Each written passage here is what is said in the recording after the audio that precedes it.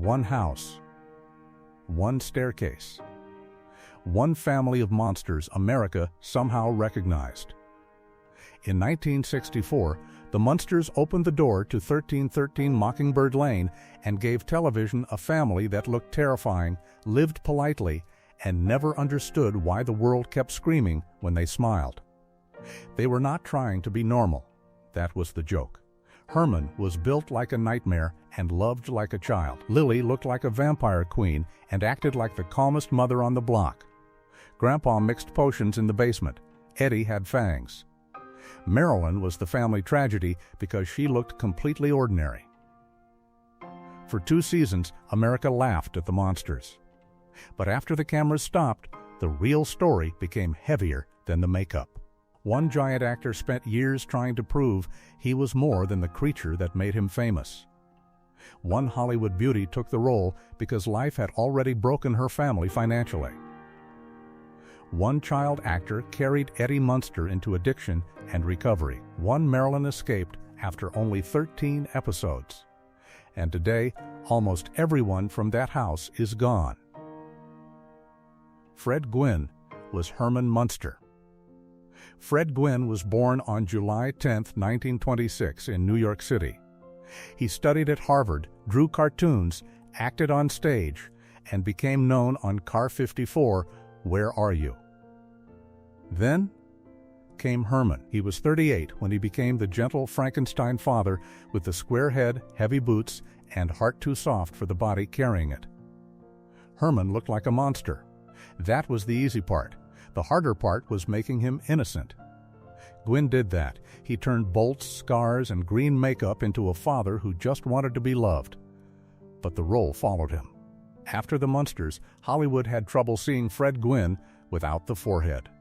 Years later, Pet Sematary and My Cousin Vinny reminded people what had been hiding under the makeup the whole time. Fred Gwyn died on July 2, 1993, from pancreatic cancer. He was 66. Herman Munster was built from dead parts. Fred Gwyn spent the rest of his life proving he was alive underneath them. Ivonne Carlo was Lily Munster. Ivonne Carlo was born on September 1, 1922, in Vancouver. Before Lily, she was a movie star, a beauty, a leading lady. She had been in the 10 Commandments. She had already lived the kind of Hollywood career television usually borrows from, not creates. Then, real life changed the script. Her husband, stuntman Bob Morgan, was badly injured during filming on How the West Was Won. Medical bills and family pressure followed. So DeCarlo took the Munsters. She was 42 when she became Lily, the pale mother with the black streak in her hair and more dignity than the entire neighborhood around her. Lily was not the joke. Lily was the control tower. In a house full of chaos, she was elegance in a graveyard. After the show, DeCarlo worked in television, film, and stage, including Broadway's Follies. But for millions, she stayed Lily forever. Ivonne DeCarlo survived a stroke and died of heart failure on January 8, 2007. She was 84. Hollywood remembered the black dress. But before Lily, there had been a woman fighting to keep her family standing. Al Lewis was Grandpa Munster. Al Lewis was born Abraham Meister on April 30, 1923, in New York City, though even his age became part of his legend. He was 41 when he became Grandpa, which may be the most Munsters fact of all.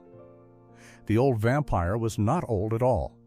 Grandpa was chaos, a mad scientist in a cape, a troublemaker with fangs. The family elder who behaved like the youngest person in the house. Lewis had already worked with Fred Gwyn on Car 54, Where Are You? Together, they carried that chemistry into a different kind of madness. After the Munsters, Al Lewis refused to shrink into nostalgia. He opened a restaurant, became a radio host, ran for governor of New York as a Green Party candidate, and turned Grandpa into a public identity he could control. In his final years, health problems took pieces from him. Complications after surgery led to the amputation of part of his right leg and toes on his left foot. Al Lewis died on February 3, 2006. He was 82, according to official records. Grandpa Munster was supposed to be undead. Al Lewis made him loud enough that even death had trouble making him quiet. Butch Patrick was Eddie Munster. Butch Patrick was born Patrick Allen Lilly on August 2, 1953, in Inglewood, California. He was 11 when he became Eddie, the little werewolf sleeping under a blanket, carrying a doll, and looking at monster life as if it were perfectly normal. That was why Eddie worked. He was not playing horror. He was playing childhood inside a horror costume. Patrick appeared in all 70 episodes. To the audience, Eddie never grew up. That is the danger of child stardom. Television freezes the child. Life does not. After the Munsters, Patrick kept acting for a while, including Lidsville. Then the years got harder. He later spoke openly about decades of drug and alcohol addiction and entered recovery. The boy with fangs had to survive the man behind them. Today, in 2026, Butch Patrick is 72. He still appears at fan events, still carrying Eddie as evidence that he made it through. Beverly Owen was Marilyn Munster. Beverly Owen was born on May 13, 1937, in Iowa. She was the first Marilyn, the beautiful niece treated as the family misfortune because she looked normal. That was the perfect Munsters joke. In any other house, Marilyn would have been the beauty. At 1313 Mockingbird Lane, she was the problem. But Owen did not stay long. She appeared in only 13 episodes, then left to marry writer and producer John Stone. Some actors are trapped by fame. Beverly Owen escaped before the trap closed.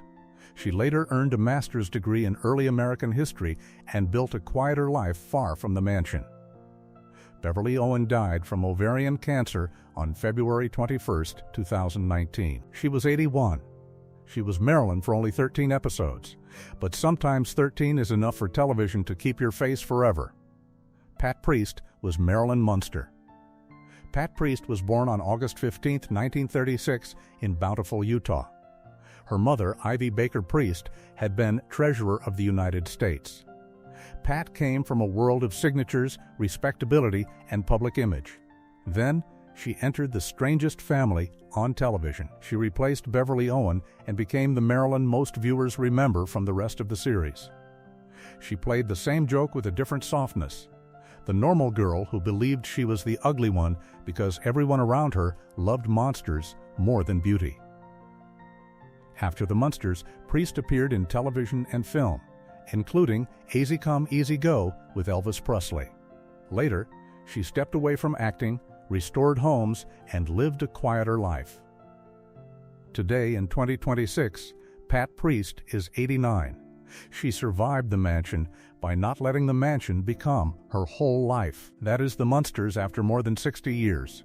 The show lasted only 70 episodes, 2 seasons, a black and white house, a hearse in the driveway, a family built from old monster movies. Fred Gwyn is gone. Yvonne Carlo is gone. Al Lewis is gone. Beverly Owen is gone. Only Butch Patrick and Pat Priest remain from the main television family. America remembers the jokes, Herman crashing through doors, Grandpa in the basement, Lily gliding through the room, Eddie grinning with fangs, Marilyn being pitied for looking normal. But underneath the comedy was a stranger truth. The Munsters were monsters who loved each other better than most normal families on television, and maybe that is why people still remember them. Not because they were frightening, because they were kind. Drop a comment. Which story hit you hardest? And here is the real question. Did the Munsters make monsters funny? Or did it quietly show America that the real monsters were the people judging them from outside the house?